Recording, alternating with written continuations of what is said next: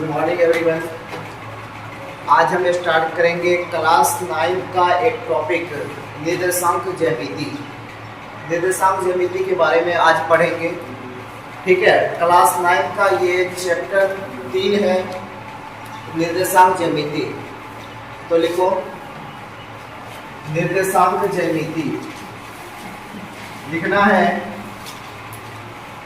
निर्देशांक ज्यामिति।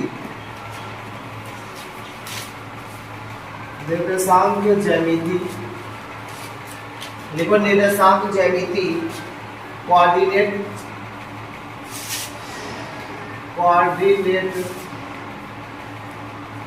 जियोमेट्री।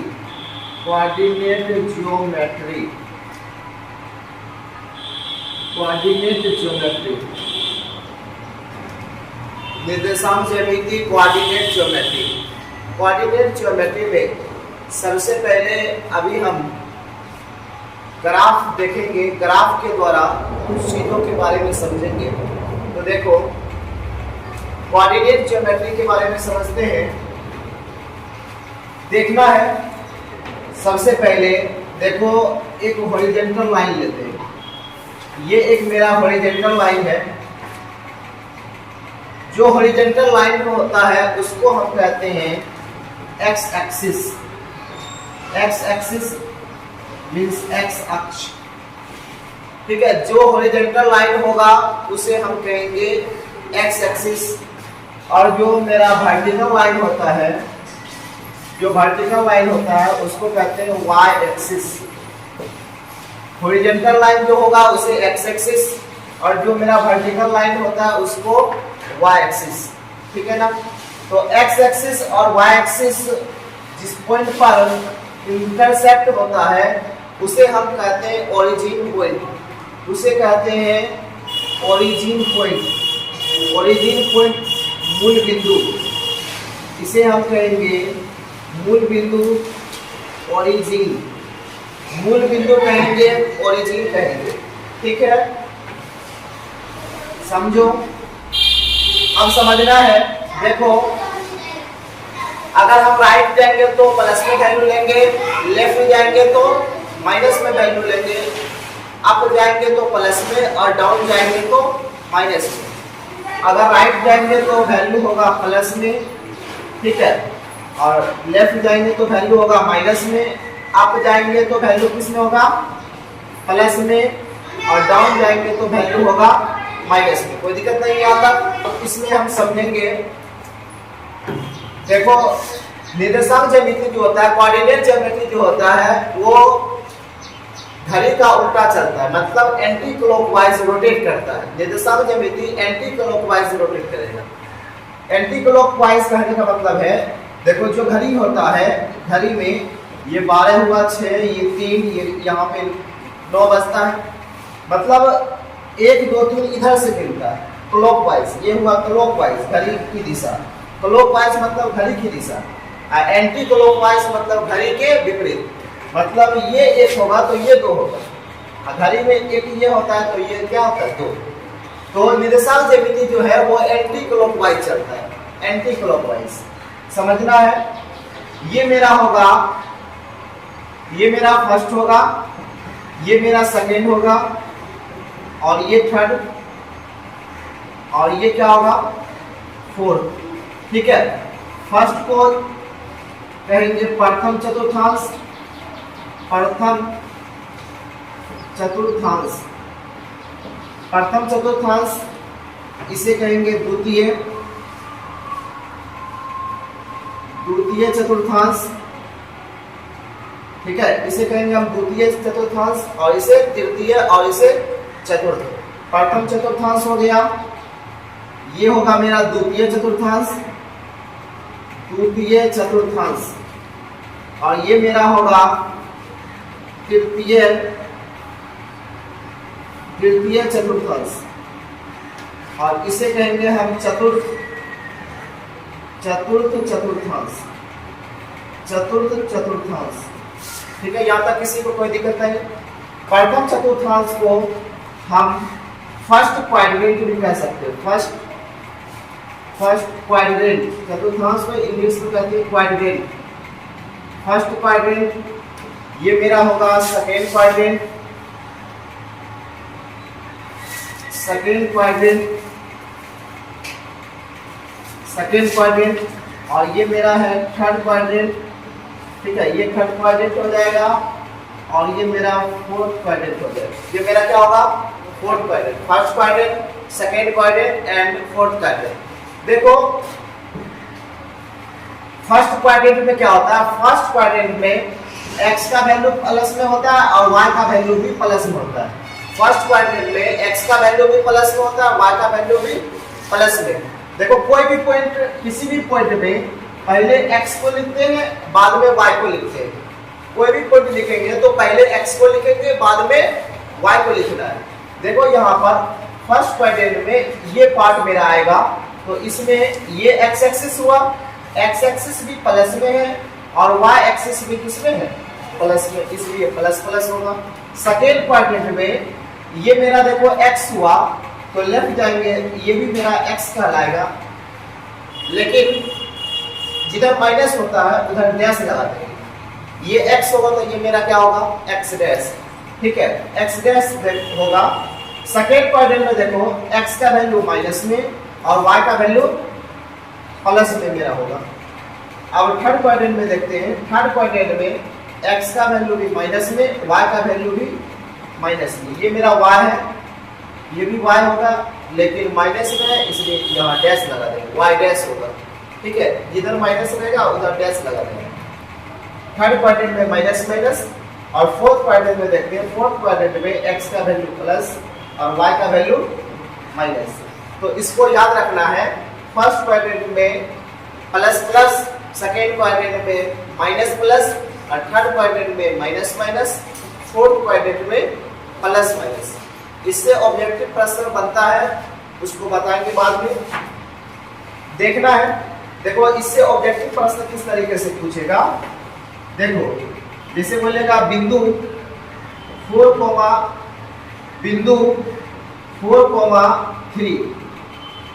4,3 किस चतुर्थांश में है, इस तरीके से क्वेश्चन पूछेगा तुमको ऑब्जेक्टिव में। ऑप्शन दिया रहेगा फर्स्ट, सेकेंड, थर्ड और फोर्थ। इसमें से कोई एक ऑप्शन सही है। 4,3 किस चतुर्थांश में? तो देखना है हमको, अंक को भूल जाना है, उसके साइन को देखना है, उसके साइन को। देखो इसके आगे भी प्लस है, इसके आगे क्या है? प्लस। तो अगर प्लस प्लस रहेगा तो प्रथम चतुर्थांश में मारेंगे। प्लस प्लस रहेगा तो क्या होगा? First quadrant. देखो सेकंड क्वेश्चन अगर ऐसे दे दिया -4, 5 किस चतुर्थांश में? किस चतुर्थांश में है? ऑप्शन दिया रहेगा फर्स्ट, सेकेंड, सी मेरा थर्ड और डी फोर्थ। इसमें से क्या हो जाएगा? पहले माइनस बाद में प्लस, पहले माइनस बाद में प्लस आएगा, तो ये मेरा सेकेंड क्वाड्रेंट हो जाएगा। क्या हो जाएगा? Second quadrant. नेक्स्ट क्वेश्चन जैसे -3, -5 किस क्वाड्रेंट में, किस चतुर्थांश में है? ऑप्शन दिया रहेगा फर्स्ट, सेकेंड, थर्ड और डी मेरा फोर्थ। क्या हो जाएगा मेरा? सी नंबर। माइनस माइनस किस में जाएगा? थर्ड में। माइनस माइनस थर्ड में हो जाएगा। इसी प्रकार से ऐसे भी पूछ सकता है 5 - 4 किस चतुर्थांश में, किस चतुर्थांश में है? ये मेरा हो जाएगा आंसर। पहले प्लस बाद में माइनस रहेगा तो फोर्थ में जाएगा। अभी हम समझेंगे इससे रिलेटेड। ये x एक्सिस है मेरा और ये मेरा क्या है? y axis. और x एक्सिस और y एक्सिस को मिलाकर जो कहलाता है उसको कहते हैं कार्तीय तल। x एक्सिस और y एक्सिस। कोई पूछेगा ये x एक्सिस है और ये y एक्सिस, इस पूरा को क्या कहेंगे? तो इस पूरा का नाम है कार्तीय तल। इस पूरा को कहते हैं कार्तीय तल, इंग्लिश में कहते हैं Cartesian plane. Cartesian plane x axis और वाई एक्सिस को मिलाकर जो बनता है हमें उसे हम कहते हैं कार्टियन तल, कार्टेशियन प्लेन। अब इससे रिलेटेड कुछ इंपॉर्टेंट ऑब्जेक्टिव के बारे में बात करेंगे, कुछ महत्वपूर्ण बिंदु के बारे में। समझो नोट लिखना है, नोट फॉर ऑब्जेक्टिव, ये ऑब्जेक्टिव के लिए है, नोट फॉर ऑब्जेक्टिव। एक एक पॉइंट्स को समझना है। देखो इसमें तुमसे ऑब्जेक्टिव में पहला क्वेश्चन इससे पूछ सकता है तुमसे, मूल बिंदु का निर्देशांक कितना होता है? मूल बिंदु का निर्देशांक, देखो मूल बिंदु का निर्देशांक, तो मूल बिंदु का जब भी निर्देशांक पूछेगा तो मूल बिंदु का निर्देशांक होता है 0,0, 0, इस तरीके से पूछ सकता है। देखो कोई भी पॉइंट है, जैसे ये बिंदु P x, y है, बिंदु P x, क्या है y, तो यहाँ जो होता है x को कहते हैं हम भुज, x को भुज कहते हैं, x को क्या कहते हैं? x को भुज, इंग्लिश में एब्सिसा, कहते हैं, और y को कहते हैं कोटि। x को भुज कहते हैं और y को कोटि, ऑर्डिनेट। x को भुज कहते हैं, y को कोटि कहते हैं। किस तरीके से क्वेश्चन पूछा जाएगा? जैसे बोलेगा कि -2,9 में भुज कितना होगा?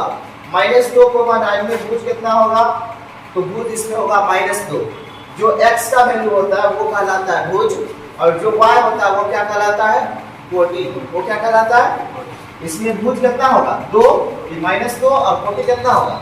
9। जो x का वैल्यू होता है उसे भुज कहते हैं और जो y का वैल्यू होता है उसे कोटि कहते हैं। इससे दूसरा क्वेश्चन इस तरीके से पूछ सकते हैं। 3 नंबर याद रखना है, पूछेगा x अक्ष का निर्देशांक, x अक्ष का निर्देशांक, x अक्ष का निर्देशांक। देखो जब भी x अक्ष का निर्देशांक पूछेगा तो कोई भी पॉइंट x, y होता है, कोई भी पॉइंट क्या होता है? x, y। तो जब भी x अक्ष का निर्देशांक पूछेगा तो x को उसी प्रकार लिखना है और y को 0 कर देना है।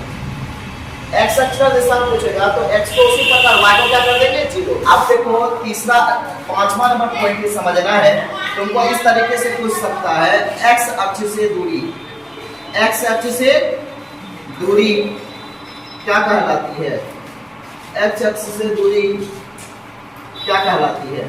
देखो जब भी x अक्ष से दूरी पूछेगा तो देखो यहाँ पे समझना है, x अक्ष से दूरी पूछेगा तो हम y के पैरेलल जाएंगे। x अक्ष से डिस्टेंस, जब भी x अक्ष से डिस्टेंस मापेंगे तो y के पैरेलल जाएंगे। किसके पैरेलल जाएंगे? y के। तो x अक्ष से दूरी मेरा क्या कहलाएगा? y को क्या कहते हैं बताओ? y को क्या कहते हैं? कोटि। x अक्ष से दूरी मेरा कहलाएगा कोटि, या y निर्देशांक, y कोऑर्डिनेट मेरा कहलाएगा, y निर्देशांक। जस्ट इसके अपोजिट y अक्ष से दूरी, क्या कहलाती है? y अक्ष से दूरी क्या कहलाती है? जब भी अगर हमको y अक्ष से दूरी पूछेगा तो y अक्ष से दूरी हम x के पैरेलल मापते हैं। किसके पैरेलल? x, और x को कहते हैं भुज। x को क्या कहते हैं? भुज या x निर्देशांक कहलाएगा। भुज या x कोऑर्डिनेट कहलाएगा। अब हम पढ़ेंगे निर्देशांक ज्यामिति से किस तरीके का क्वेश्चन पूछा जाता है। ठीक है, ये क्लास 9 के लिए भी है और 10th के लिए भी है। क्लास 9 के बच्चे भी देख सकते हैं और 10th के बच्चे भी। देखो जैसे एक फॉर्मूला याद रखना है, एक फॉर्मूला जिसको हम कहते हैं दूरी सूत्र कहते हैं। इंग्लिश में हम कहते हैं डिस्टेंस फॉर्मूला। इंग्लिश में क्या कहते हैं?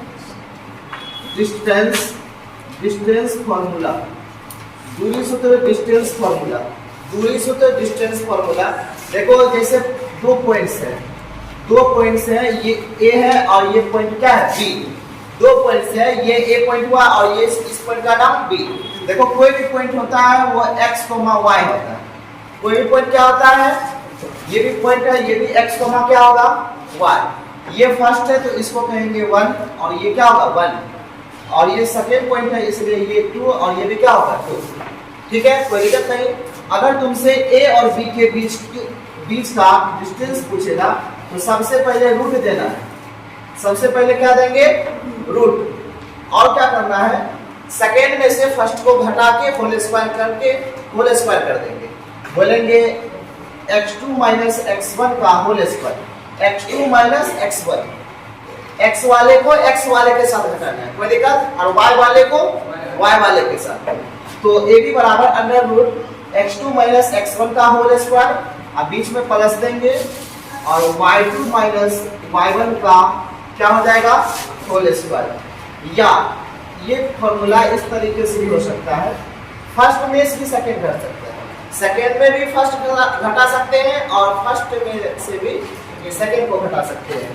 x1 माइनस x2 का whole square plus y1 minus y2 का होल स्क्वायर।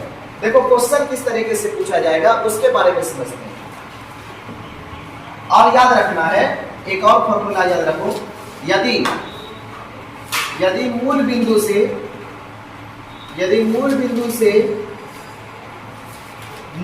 से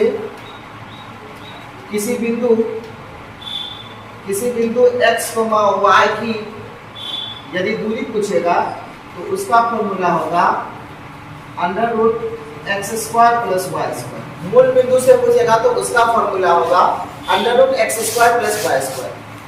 अब देखो इस पर क्वेश्चन किस तरीके से पूछेगा, जैसे बोल दिया मूल बिंदु से, देखो बाबू मूल बिंदु से बिंदु 2,3 की